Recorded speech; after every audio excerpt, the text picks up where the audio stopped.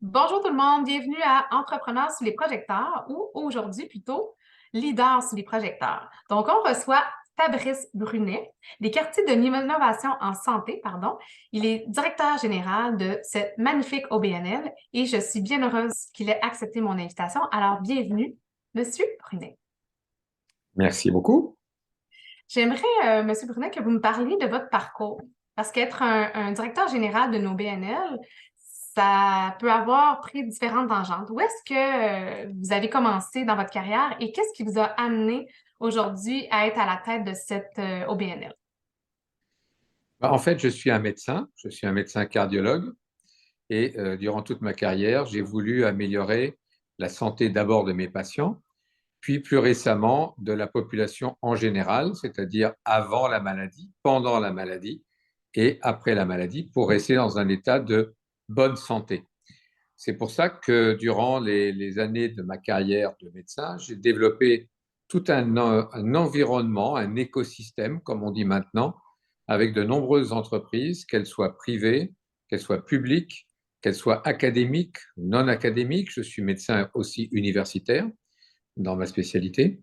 Et donc, j'ai fait beaucoup de recherches pour pouvoir sans cesse améliorer les soins, puis maintenant la santé de la population. Donc, c'est une communauté que nous avons créé à Montréal, qui en fait est le résultat de plus de 25 ans de collaboration entre différentes entités, qui aujourd'hui s'alignent pour améliorer la santé de la population, tant dans le domaine des soins que dans celui de la prévention ou de la promotion de la santé.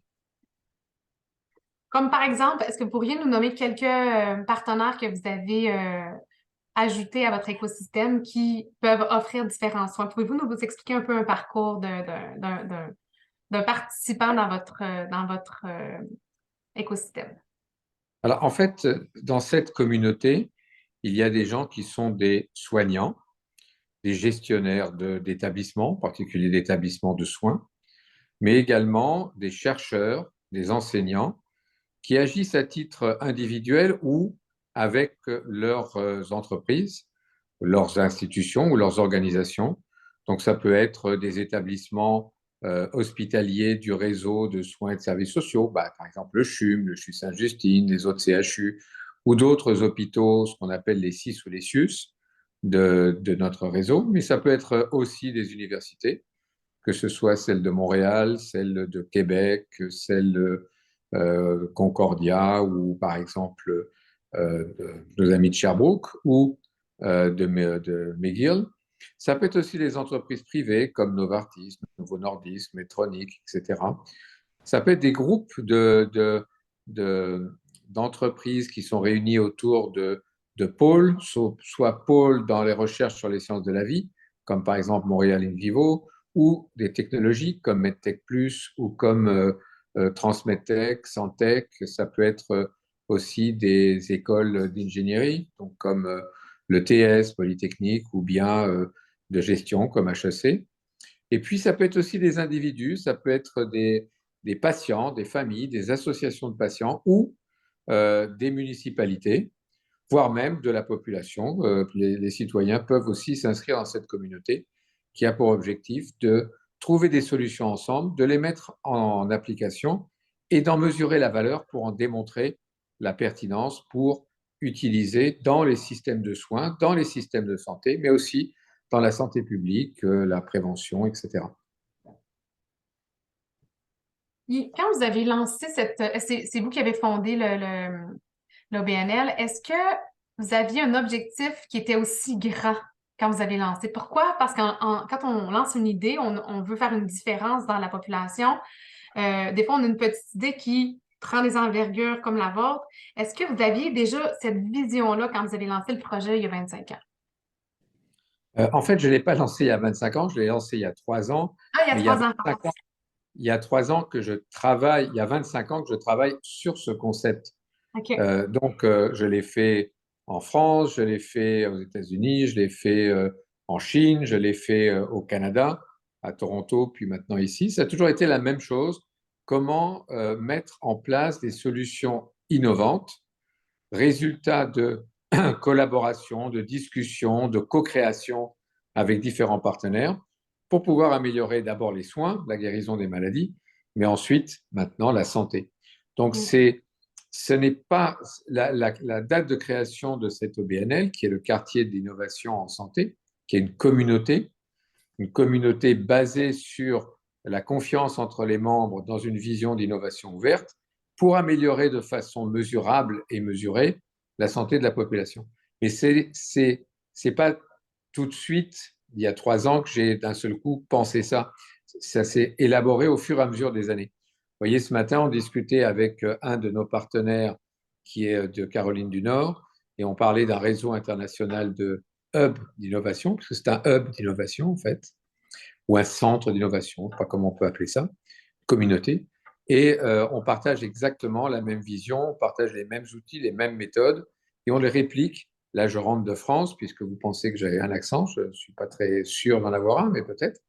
Et donc là, en France, on a au moins 4 ou 5 hubs qui vont se mettre avec nous, qui Ah, ont commencé à signer les collaborations. On travaille aussi avec d'autres pays comme Israël, comme le Danemark, comme la Suède, l'Angleterre, l'Allemagne, etc. Donc, c'est un réseau, c'est une chaîne de hubs d'innovation dédiés à la santé. Et ça ne se construit pas en 3 ans. Ça, c'est le résultat de plusieurs années de travail avec différents types de réseaux.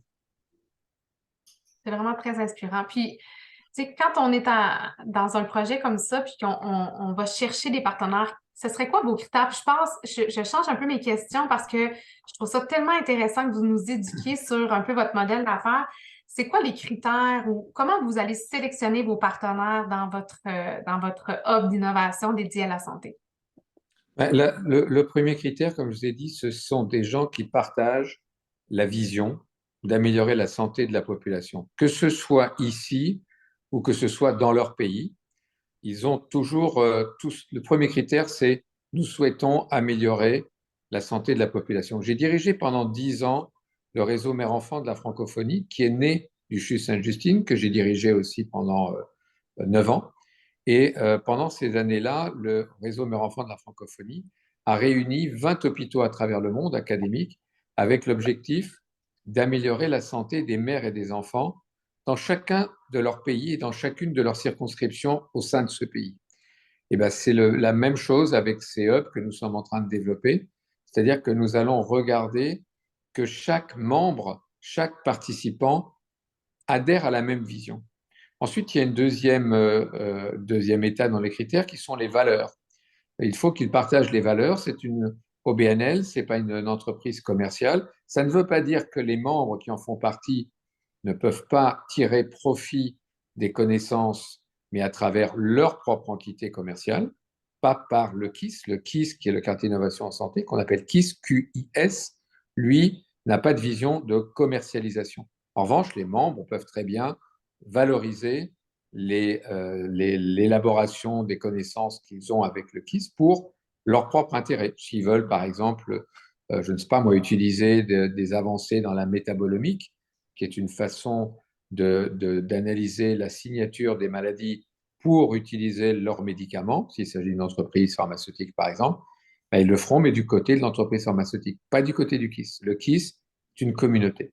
Le troisième élément, en dehors de la vision et des valeurs, c'est de vouloir mesurer et faire la preuve que les innovations que nous mettons ensemble en pratique, donc dans la pratique clinique ou dans la pratique de vie, améliorent la santé de la population de façon mesurable.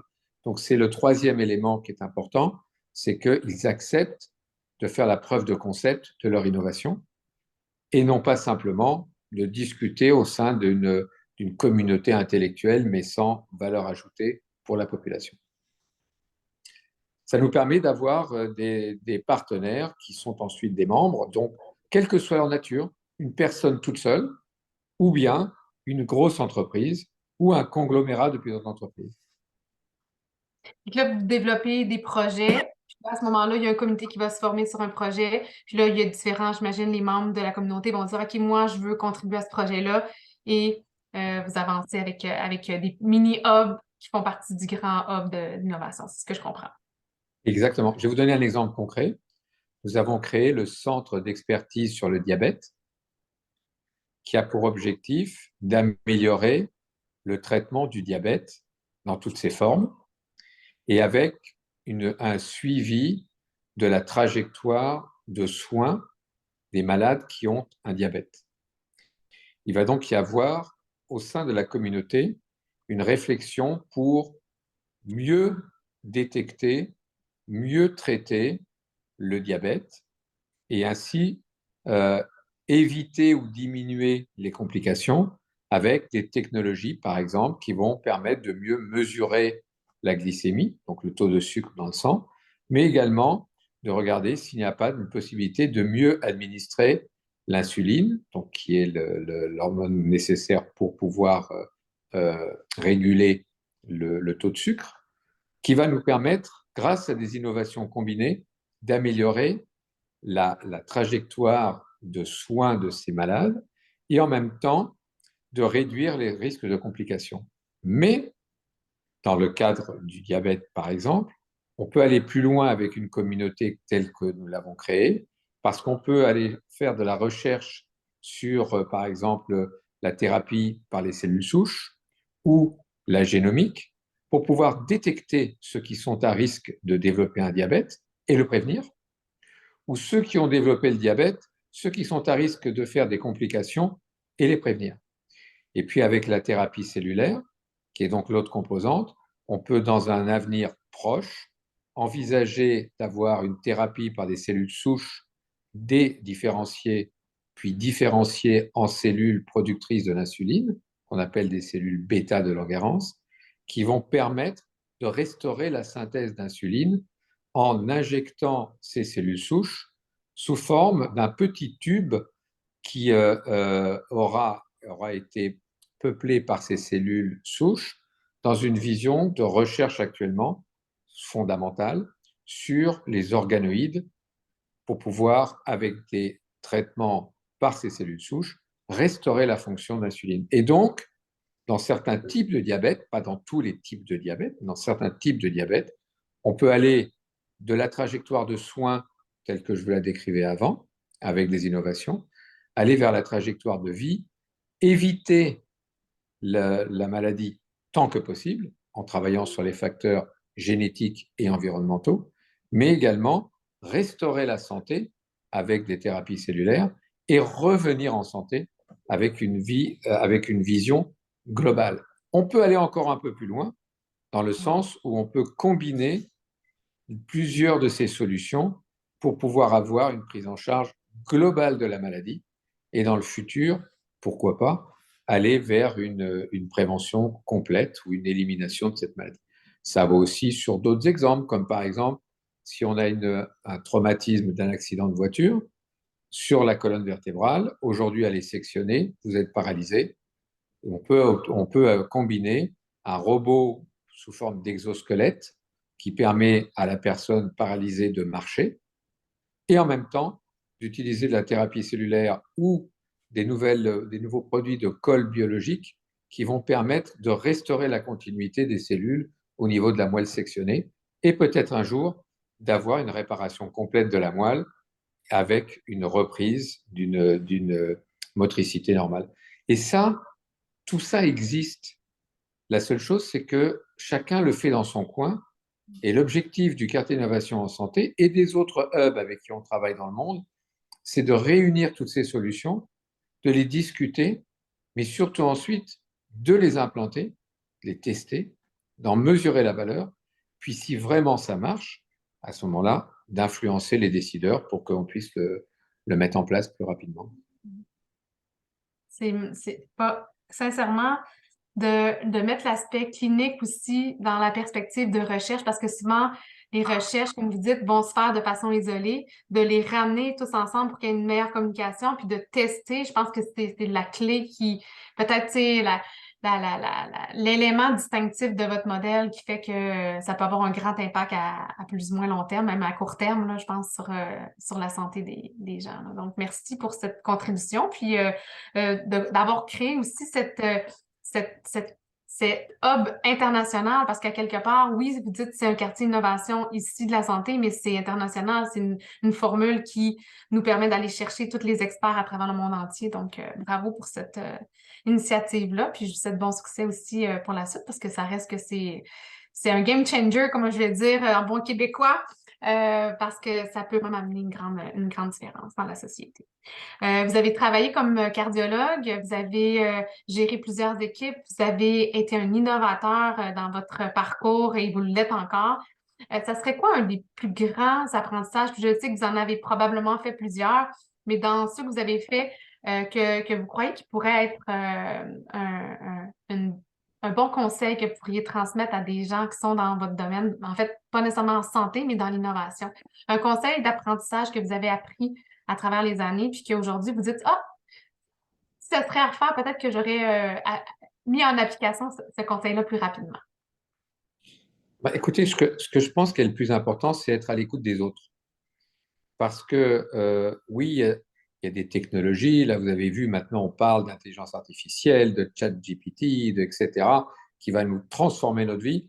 Mais au sein de l'intelligence humaine collective, individuelle d'ailleurs et collective, et diverse aussi d'ailleurs, parce que la diversité est extrêmement importante en termes d'apport les uns pour les autres, parce que ça donne à chaque fois des éclairages différents.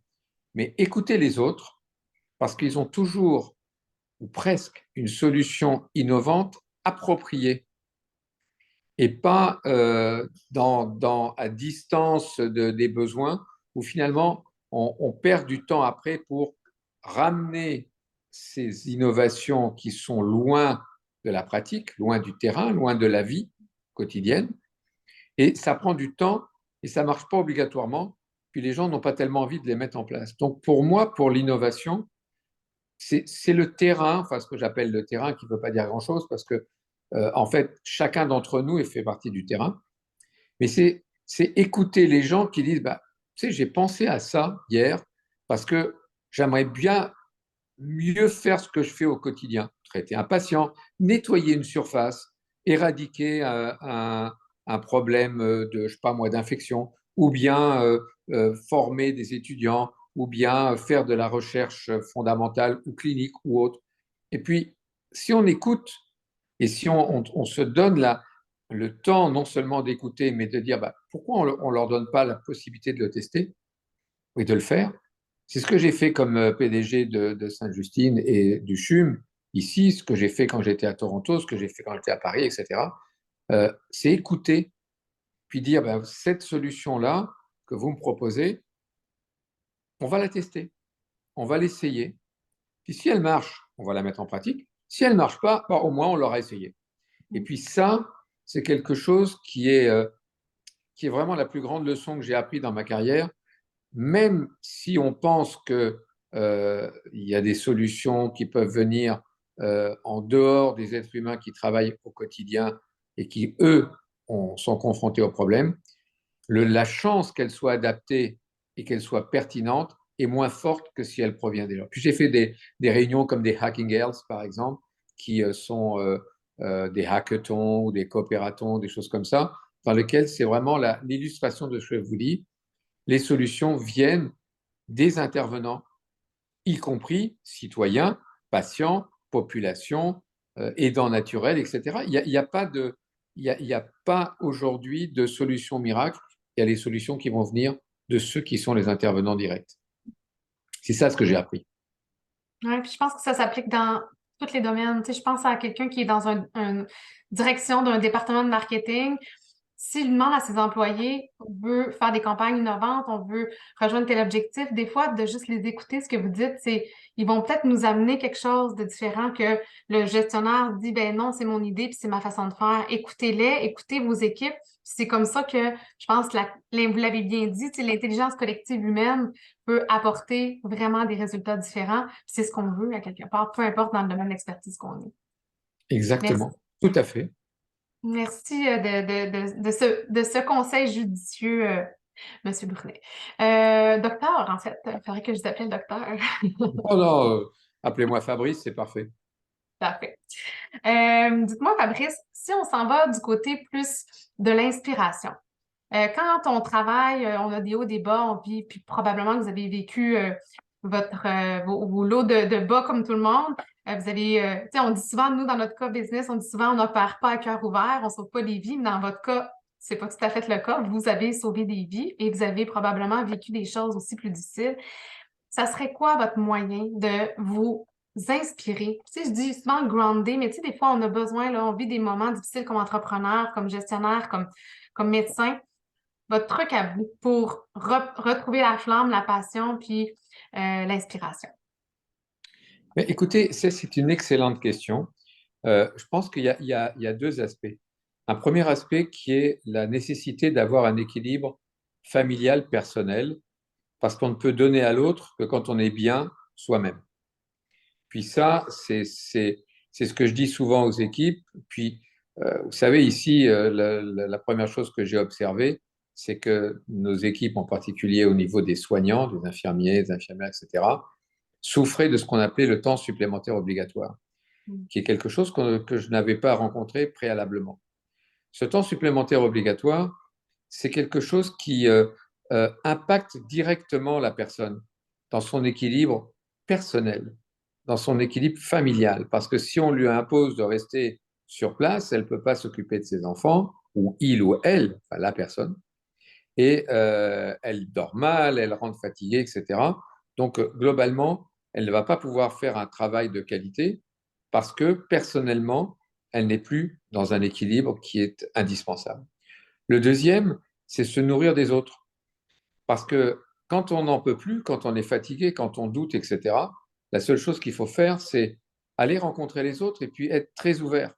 Euh, il faut être suffisamment bien personnellement et familialement pour s'ouvrir, mais le fait de s'ouvrir va vous renforcer et va vous redonner tout le courage, l'énergie, puis les solutions, comme je disais il y a 2 minutes.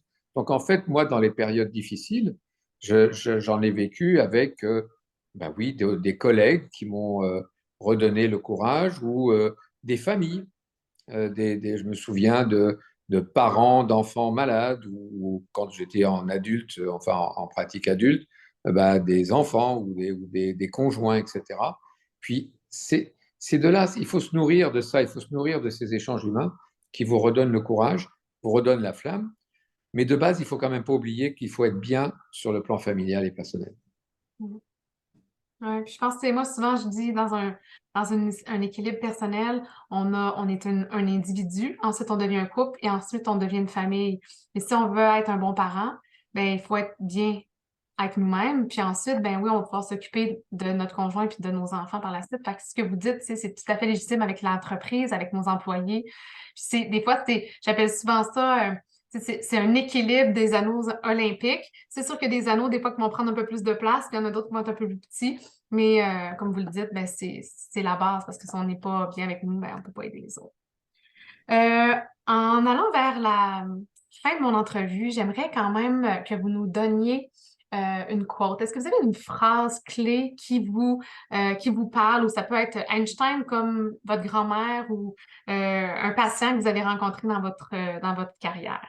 Est-ce que vous avez une fameuse quote qui vous reste en tête puis que vous dites, ben souvent j'aime ça m'inspirer de des petites phrases clés comme ça? Pas vraiment, non. Ouais, ce que je pense toujours, une phrase, ou quelque chose auquel je crois, c'est que le meilleur est toujours à venir, Mm. à condition qu'on y travaille. Je ne pense pas que on peut s'arrêter aujourd'hui, puis je ne pense pas qu'il n'y ait pas encore des progrès à faire. Parce que nous sommes dans un monde qui est dans un monde extrêmement anxiogène actuellement, hein, que ce soit, bon, on sort de la crise de la Covid, qui est une crise sanitaire majeure. Ceci étant, c'était une crise sanitaire attendue. On savait que ce virus qui était venu en 2003 reviendrait à un moment ou à un autre. Hein. C'est pas quelque chose qu'on n'attendait pas. Les guerres, ben, on espérait que ça ne revienne pas sur le continent européen, mais regardez sur le continent, dans tous les continents, il y en a partout des guerres. Donc, je veux dire, elles ne sont jamais disparues. Le climat, qui va être de plus en plus un enjeu majeur de maladie. Là, vous avez vu qu'avec le CHUM, on s'est engagé dans une vision d'avoir un établissement qui soit carboneutre en 2030. peut-être 20-40, on va voir entre les deux, mais on commence à y travailler beaucoup. Et puis on y croit, parce qu'aujourd'hui, la crise climatique, c'est l'affaire de chacun d'entre nous. Donc, si on ne se dit pas que le meilleur, comme je disais tout à l'heure, est à venir et puis qu'il faut y travailler pour, bah, on pourrait très vite déprimer. Puis je pense que ce n'est pas mon genre. J'espère qu'il y a d'autres qui sont comme moi et puis qu'on va se relever les manches et continuer à travailler pour la santé de la population. Merci Fabrice. Je pense que c'est une belle note d'inspiration. Puis vous avez une vision, vous avez un esprit innovateur et les jeunes d'aujourd'hui ont besoin de ça, d'avoir des leaders qui vont, oui, tu sais, eux veulent participer, veulent contribuer, fait qu'ils ont cette richesse-là d'avoir les valeurs à la bonne place. Ils ont à cœur la santé, l'équilibre. Tu sais, on revient quand même, je pense, essentiellement vers la base de ce que vous enseignez puis que vous mettez en application dans votre OBNL et avec aussi tous les rôles que vous avez entrepris. Donc, gardez espoir. Je pense que la relève s'en vient, vous portez main forte et les valeurs climatiques, les valeurs environnementales, de santé, de bien-être et d'équilibre sont, je pense, une priorité. Puis, comme vous le dites, ben, en partageant la bonne nouvelle, en vous associant avec d'autres organismes et d'autres entreprises, ben, je pense que vous allez encore plus rejoindre cette mission-là et cette belle vision que vous apportez. Merci beaucoup. Merci à vous en tout cas. Merci d'avoir partagé. On va inviter les gens à aller un peu suivre vos offensives et peut-être même d'autres entreprises dans mon réseau d'affaires qui seront peut-être des futurs membres de votre communauté. Donc, je vous souhaite la bonne chance et à tous les entrepreneurs, ben, je vous passe le mot. Hein, allez voir un peu ce que M. Fabrice Brunet fait et qui sait, peut-être que vous allez avoir des nouveaux membres avec bientôt. Merci beaucoup, c'est très gentil de votre part. Et puis vous aussi, continuez, c'est très intéressant ce que vous faites. À très Merci, bientôt. à bientôt.